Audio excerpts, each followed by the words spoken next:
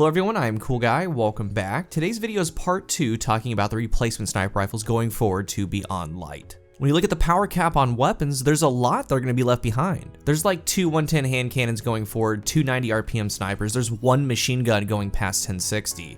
This leads us to believe that there should be new weapons coming in the new expansion or a mass reissue. Maybe Soul Survivor, Tranquility, the Frigid Jackal, and others come back with more power, random rolls at a later date, so who knows. All we have now currently is a look at the ones with a later expiration date. Revoker and Beloved are widely used in kinetic and energy. Part 1 was about the Revoker kinetic replacements. There's a link down below and a card right now at the top of the screen, so be sure to watch that one first, because this one's about the Beloved replacements going forward. I'm going to be talking about some PvE and PvP roles, snipers to bring forward while these popular favorites are left behind. Now, I'm going to rank my personal favorites, but I want to say again, snipers are one of the only true weapons in the game that are about pure feel. Find one that you're comfortable with the zoom, the scope, the handling, because there are some snipers today that have common issues for a lot of players, myself included. The whole goal with these 2 videos is that even though there are only a few of these going forward, and we're going to talk about them, they're still going forward. So there might be some new ones that come out that you just don't like. You can always fall back on these because they're good for 6 months to a year. First up is the one that you saw in the opening of the previous video, and this one, the 140 RPM Omniscient Eye.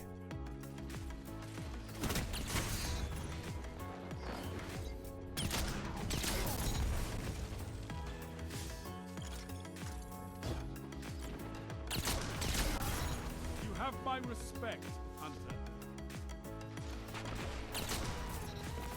2 for 1.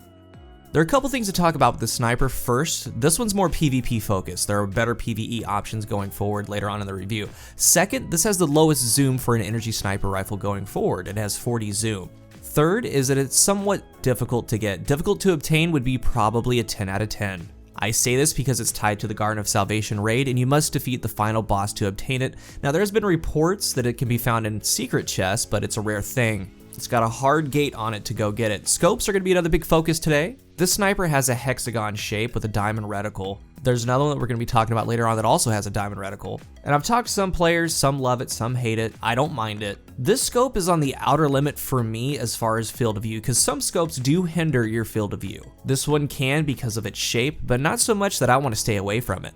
With the 40 zoom, we can go in between this and the Supremacy that also has a 40 zoom, and it can kind of highlight and show where the hexagon shape can obstruct at times. It isn't too bad, there are worse ones. For the stats, out of all 140 RPMs, this has the best range, one of the best handling stats. It has a great aim assist of 72, and that's what you get with these: the fire rate, the high handling, and the high aim assist. And I talked about in the previous video, it's okay having these without snapshot or quick draw. I have over 1200 PvP kills with my Omniscient Eye, and the role is ordinary. Its 2 perks are Outlaw and Dragonfly, but I do have Unfluted Barrel and the Handling Masterwork. This is also something we've been talking about. I pair that with Sniper Targeting on my helmet to help to aim down sight speed. The handling stat is at 96. With the perk set, there's a 1 out of 4 chance to land Snapshot in that second column. And again with this video, I'm going to start with Quick Draw or Snapshot being the go-to perks out of the gate just at base. Snapshot is going to be ideal for this, and in my case, as you saw, you can still make it work without it, but you're going to want Snapshot with Mulligan or no distractions. But here's the deal with these 140s. In a game mode like Trials, you have 2 shots. This archetype can't 2-body anymore, unless you have a special role, but it's basically headshot or bust, so you must be very comfortable with it to bring it up into Trials and things like that. And remember, what you lose in things like one-shotting a super or doing double body shots, you have massive gains in handling, accuracy, and aim assist. That's why you use them. The Omniscient Eye is one of my favorite sniper rifles in the game. I feel I have a lot of control over it and I can land really clean shots, so it ranks high. But with it being so hard to get, the next on the list is another somewhat difficult one, but a little bit easier. The returning 140 RPM Widow's Bite.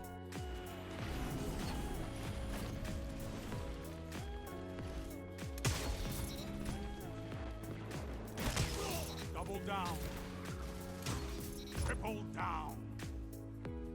Widow's Bite is obtained from the Prophecy Dungeon. It's after the first encounter mostly. It is found in the secret chest, and because of this, getting a good roll is about a 6 out of 10 because you can farm them. And here's where player preference really comes into play. It's usable for me, but I can't really get behind it personally. In this gameplay on Vostok, I got a wee around on medals in Iron Banner, and actually at the end of the video, I'll play the voice line from Saladin because it's a cool one, it got me hyped. But for whatever reason, I had a lot of issues tracking with the sniper rifle. The stats are decent, I'll go over them in a moment, but still, I couldn't get much going with it. The gameplay on Vostok is with Feeding Frenzy and Demolitionist, not a good roll at all, but I do have on my targeting, I do have a handling masterwork, so again, it can work if you don't have quick draw or snapshot. These Vice snipers are pretty cool, they're silenced, but this rectangular scope isn't for me. I could get past it if it felt better in my hands, but it doesn't really feel too good in my hands. The top of the sniper obstructs your view, and we can tell this switching between the Eye of Soul and Widow's Bite. Widow's Bite and this both have a 45 zoom level. Now horizontally, it's okay, you're good there, but the long box scope is just really off-putting for me. It has the lowest aim assist out of the 140s at 69, and with the other stats, they're all average, some slightly above average. I took some time, grinded the dungeon a little bit. I did get a quick draw roll with Pulse Monitor. That's the one that you saw in that opening clip. I spent more time with it this weekend leading up to today. Same feeling, it just really isn't for me. I can throw it into rotation, but it just doesn't feel right.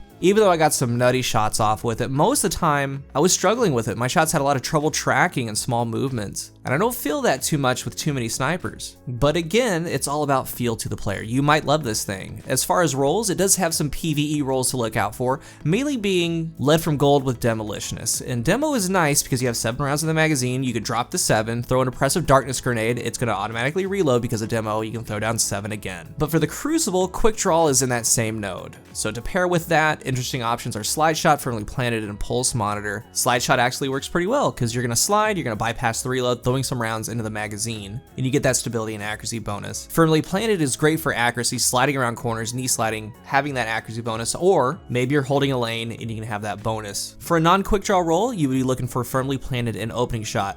I've used a lot of snipers in the past that have this combination. It's fantastic. Again, remember, you want fluted, you want handling, and you want targeting on your helmet. It has some really nice rolls, but also has some really weird pairings. If you get Widow's Bite, definitely try it. It wasn't particularly for me, but it could be one of your favorites. You could fall in love with it. It is definitely to the player. Next up is another Vice 140. This time it's a world drop. I didn't do anything special. I already have my PvE and PvP rolls. This is the Distant Tumulus. Now you're fighting with heart, Guardian. Double down. Triple down. Fantastic work.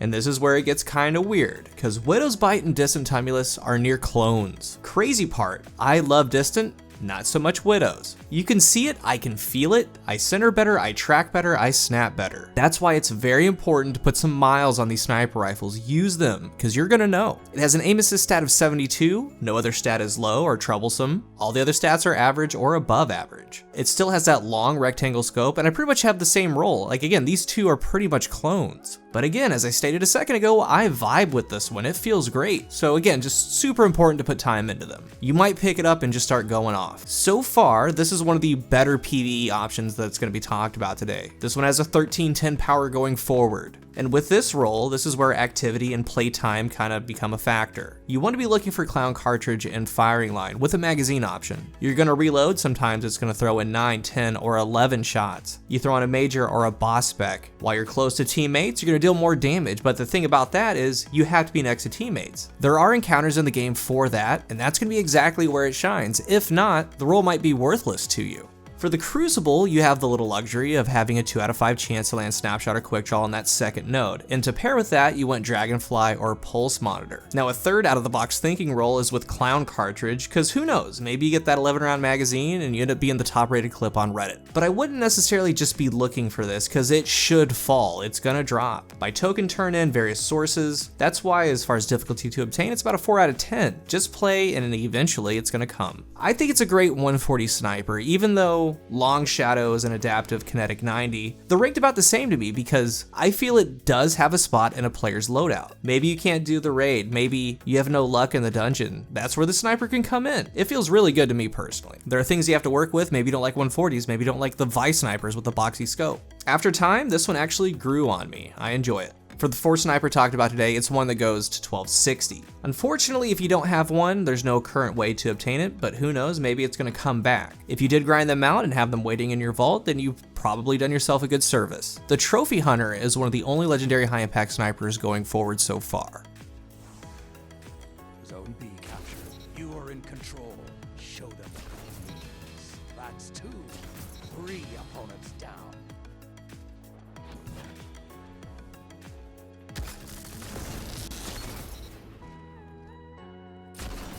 That's 2.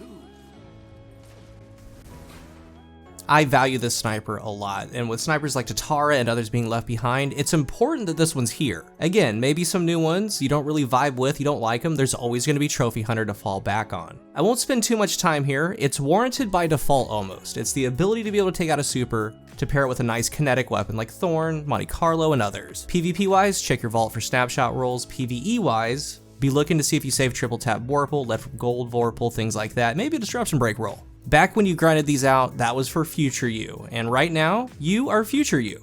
You're welcome. This is a very good tool to have going forward. For the final sniper rifle talked about in today's video, it's one that has come back again, from Escalation Protocol to the dungeon to the Umbral system, the 140 RPM Aikilos SR version 2.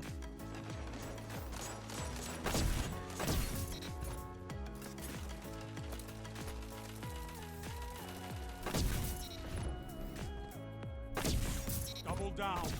3 opponents down. After you do the Zavala quest, it's going to be a part of the Umbral system. You can just farm these for days. You should be fine-tuning what you want. It's not difficult to obtain at all if you're doing the seasonal content. It's like a 1 out of 10. After that, getting your roll is just going to take time. It's one of the best PvE and PvP snipers going forward. There are a lot of things that make it special in PvE. It works with one of the best systems in the game, the Warmind cells. What you want to do is pair 4 times a charm with high impact reserves. That way you can chamber a couple rounds back and get a little bit more damage. There's a lot of utility. It has a base 45 zoom. It has an odd scope. It's a diamond within a diamond within a diamond that has a diamond reticle. I've always kind of liked this scope. So with something like Distant needing those teammates around for firing line, you don't need that here. And you get to work with Warmind cells. 4 times a charm, high impact reserves, arguably better. For the magazine, you don't really need that extra round. It starts with 6, so 4th will cycle out. However, adding on a backup mag or an appended mag or extended mag in the actual mag column is ultimately going to be more damage. I'm fine with mine. Mine has alloy mag for a faster reload when empty. It only has 6 rounds. Remember, the frame itself gives a fast reload when the magazine is empty, so you're pairing the frame reload with alloy reload. So both those things are working together, and you pair that with something like, say you're in a well, you're looking really good. I highly recommend picking up one for PvE. Now for the Crucible, the top roll technically is going to be quick draw with moving target or no distractions. You can cater to what you like, maybe stability in that magazine column for your follow-up shots, maybe arrowhead to get that recoil direction up from 57. I still do prefer fluted with a handling masterwork if it's possible. A lot of this gameplay is with the PvE roll. I have 4 times a charm and high impact reserves. High impact reserves is actually really interesting in the Crucible because it allows you to 2 body shot, whereas the other 140s can't anymore. But like right here, with no snapshot, no quick draw, you're still very snappy. It's something I've talked about in part 1 and part 2. All I have on is enhanced sniper rifle targeting. It gets the job done. You can get a specific PvP roll, that quick draw, no distractions, quick draw, moving target. That's fine, but honestly, if you can pull it off, try to land a 4th times a charm with high impact reserves and then quick draw. If you do this, you're going to be all set, because you can carry that sniper into PvE and PvP. You can carry it with you anywhere. This is one of the better snipers going forward into Beyond Light in all areas of the game. I like it a ton for the Crucible, and I think seasoned snipers are going to like it as well. But ultimately, you have to try it out for yourself. For these 2 videos, I didn't cover exotics. They're always going to be there though. Izanagi's Burden, Borealis. There is worth in getting comfortable with some of them. And when you do it, sniper rifle targeting is recommended. But for these 5 energy snipers going forward into Beyond Light in the Crucible, I would go number 1, Omniscient Eye, then Trophy Hunter, at 3, the Aikilos V2, then the Distant Tumulus, and then Widow's Bite. And before I get into my reasoning for that, just like how right now Revoker and Beloved, they coexist because you're choosing a different weapon to pair it with. You could be going Last Word Beloved. You can't do that with Revoker. Suros Beloved, Gnawing Hunger Revoker, they carry equal weight. You need them both. So for all 9 sniper rifles talked about in both videos, talking strictly on sniper play, here are my rankings. Number 1 is Supremacy.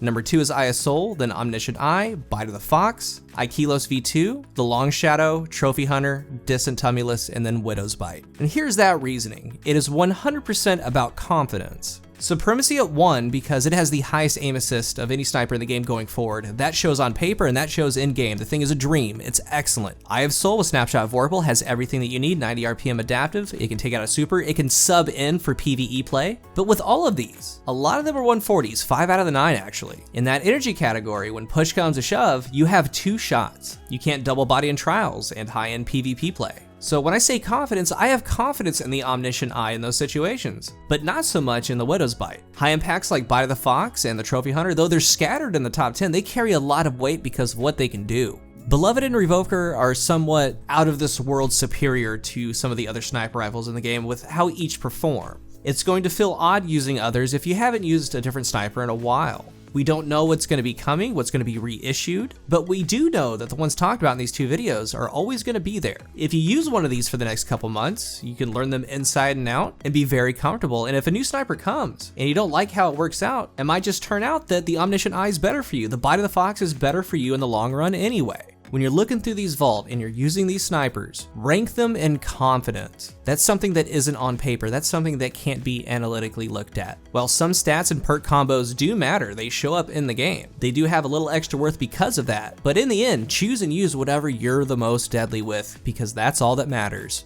Don't forget to hit the sub button if you aren't already, and if you're looking for a new controller, I am partnered with Scuff Gaming. Use the link down below and use my code COOL at checkout for a discount. Thank you for spending a little bit of your day with me in these past couple videos. Let me know what your top 3 are, top 5, or even do a top 10. What's your favorite and why? Let's talk about it down below. Thank you for watching, and until the next one, I am CoolGuy. There will come a day when hope dies. When the sky darkens and a shadow swallows the sun. When this city falls again, and it will, it may not rise.